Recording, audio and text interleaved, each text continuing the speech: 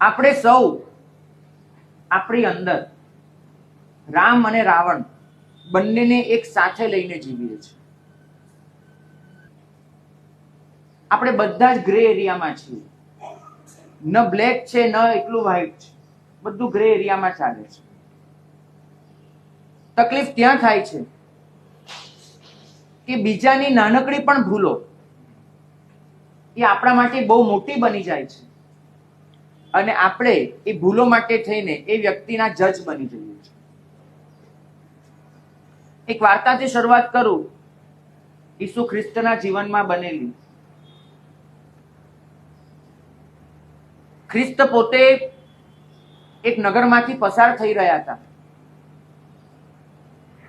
એક ગલીમાં એમને વળાંક લેવાનો થયો અને ગલીની સામેની બાજુએથી એક સારી દેખાતી પણ જેના કપડા ફાટી ગયા છે, લાગે છે કે હમણાં જ કોઈએ નોચી નોચીને ફાડી નાખ્યા છે, જે બિચારી હેતબાઈ ગયેલી છે, વાળ વિખરાઈ ગયા છે, શ્વાસ ભરાઈ ગયો છે, મોઢે ધૂળ ધપટ લાગેલી છે, પરસેવાથી આખું શરીર મલિન થયેલું છે અને જે અત્યંત ત્રસ્ત વિવળ એવી એક સ્ત્રી એ સામેથી દોડી આવે છે અને એની પાછળ લોકોનું એક મોટું ટોળું પડ્યું છે કે જેના હાથમાં લાકડી છે, પથરા છે, હાથમાં જે મળ્યું એ સાધન છે અને ચહેરા પર એક આક્રોશ છે, મોઢામાં માત્ર બૂમો છે, મારો મારો મારો.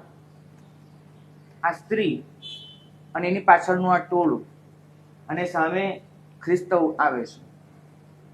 પેલી સ્ત્રી જોઈ લે છે કે ગલીના બધા જ દરવાજા બે બાજુના બંધ છે.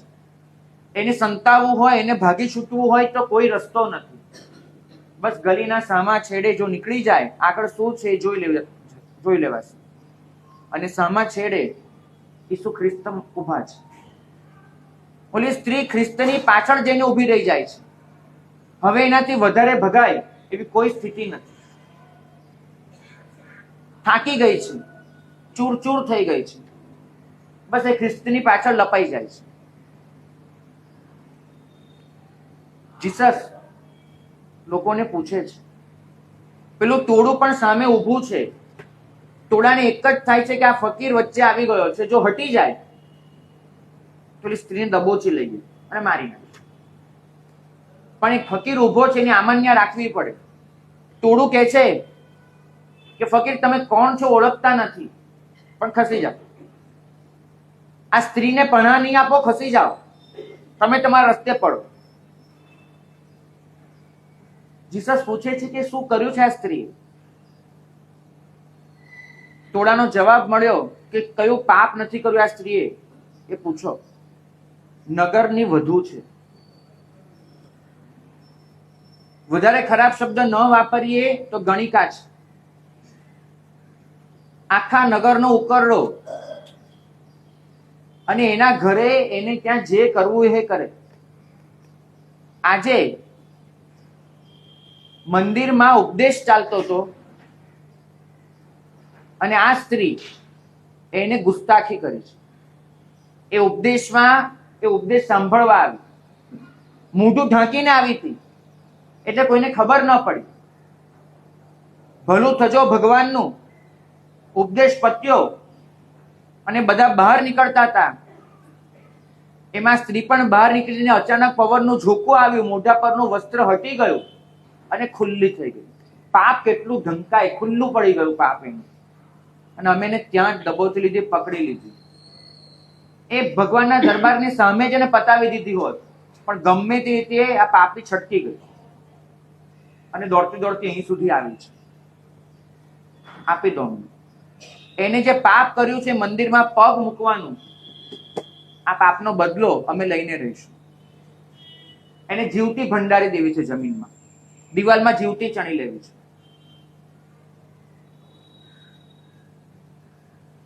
ખ્રિસ્તે પેલી સ્ત્રીને પૂછ્યું કેમ ગયા હતા? સાહેબ ફકીર, સવાર પડે રાત પડે મારે ત્યાં નવા નવા પુરુષો આવ્યા કરે. બધા ખરાબ નથી હોતા.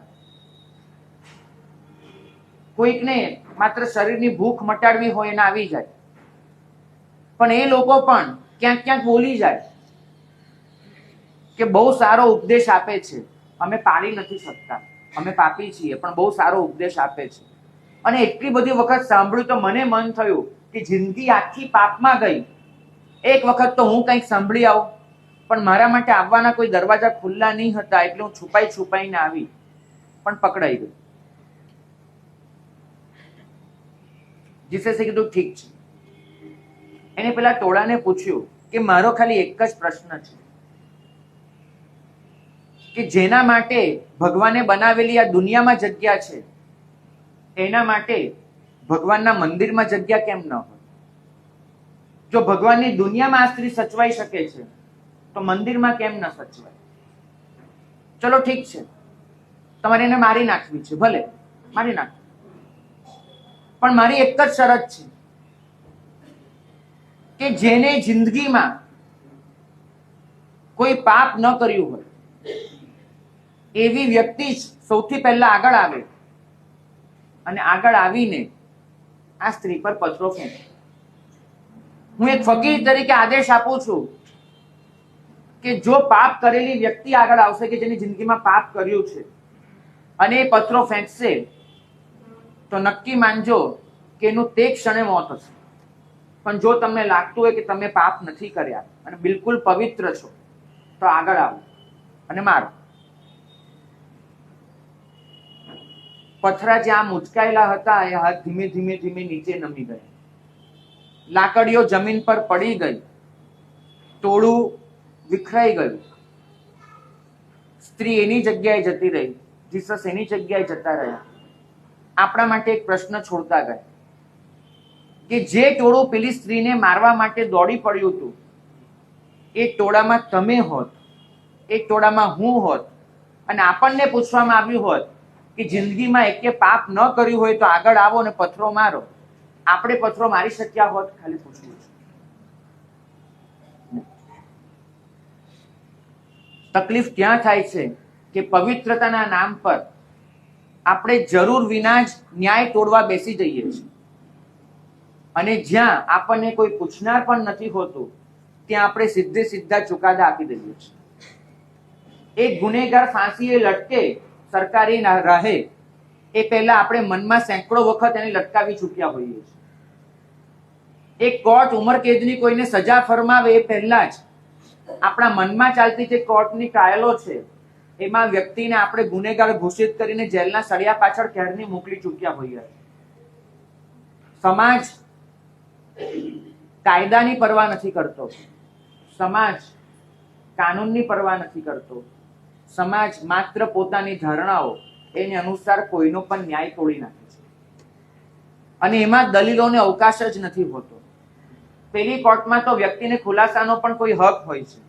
આપણી મનની જે કોર્ટ છે અને આપણી જે કોટલા પરિષદ છે કે જ્યાં બધા ભેગા મળીને બધાનો ચુકાદો આપતા હોય છે, એમાં તો સામેવાળાને દલીલનો કોઈ અવકાશ જ નથી હોતો. એમાં તો માત્ર એક જ વસ્તુ હોય છે, અમારો કાયદો, અમારો ન્યાય, અમારી સજા. અને આ પ્રભુ એટલું જ ફરમાવે છે કે જીવનમાં તમારી સામે આવતી દરેક વ્યક્તિ એને આદર આપતા શીખો. આપણે મનમાં પવિત્રતાના ખ્યાલો રાખીને બીજા જીવ માટે અનાદર જ ઉભો કર્યો છે. આ શાસન તમારી સામે આવતી દરેક વ્યક્તિને આદર આપવાનું શીખવે છે. આદરનો મતલબ એટલો જ થાય છે કે દરેક જીવમાં જે પવિત્રતા ભલે નાનકડા રૂપમાં ભલે મોટા રૂપમાં પણ જે રહી છે એનું સન્માન કરો. શાસનની શરૂઆત આદરથી થઈ છે. જિંદગીમાં આપણા મા બાપે આપણને પહેલો શબ્દ જે શીખવાડ્યો એ નમો હતો. સંસ્કૃત અને પ્રાકૃતના ધોરણો પ્રમાણે ખરેખર સૂત્ર બનવું જોઈએ અરિહંતાણમ નમો. નમો અરિહંતાણમ એવું સૂત્ર પ્રાકૃતમાં સીધી રીતે બનવું શક્ય નથી. અરિહંતને નમસ્કાર હજો આ સૂત્ર હોય, અરિહંતાણમ નમો. પણ નમો પહેલા મૂકવાનું કારણ અનેક વખત લખાયું છે કે શાસન પહેલા શીખવે છે કે આદર કોને અપાય છે બીજા નંબરનો મુદ્દો છે. તમે આદર આપવાનું શીખ્યા છો એ પહેલા નંબરનો મુદ્દો છે. પહેલા પોતાના અહંકારનું વિસર્જન કરો, પહેલા પોતાના માટેની જે ધારણાઓ છે એને ખલાસ કરો, અને સ્વીકારો, સ્વસ્થતાથી સ્વીકારો કે દરેક જીવમાં આદર પાત્ર કશુંક હોઈ શકે છે, અને જે આદર પાત્ર છે ત્યાં મારો નમસ્કાર છે. દુનિયાની એકમાત્ર પ્રાર્થના છે કે જેમાં વ્યક્તિનું નામ નથી. દુનિયાની એકમાત્ર પ્રાર્થના છે જેમાં વ્યક્તિની પૂજા નથી. અરિહંતોને નમસ્કાર એ આપણો સ્થૂલ અર્થ છે. શાસ્ત્રો કહે છે કે જ્યાં જ્યાં અરિહંતનો અંશ પડ્યો છે એને નમસ્કાર. સિદ્ધોને નમસ્કાર આપણો કરેલો અર્થ છે. જ્યાં જ્યાં સિદ્ધપણું વિલસી રહ્યું છે એને નમસ્કાર, એ એનો વાસ્તવિક અર્થ છે.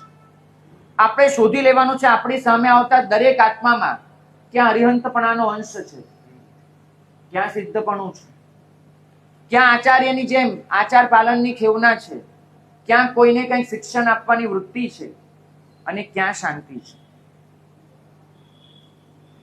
અરિહંતાણમ એ કોઈ નામ નથી, માત્ર અસ્તિત્વની ઓળખાણ છે. આપણે હંમેશા કોઈકનો અનાદર કર્યો છે એની કોઈક ઘટનાઓથી. એના અસ્તિત્વને આપણે જોયું નથી. ઘટના એટલી મોટી થઈ જાય કે પાછળનો આત્મા ભૂલાઈ જાય એટલે આપણે અનાદર કરવાનું શીખી જઈએ.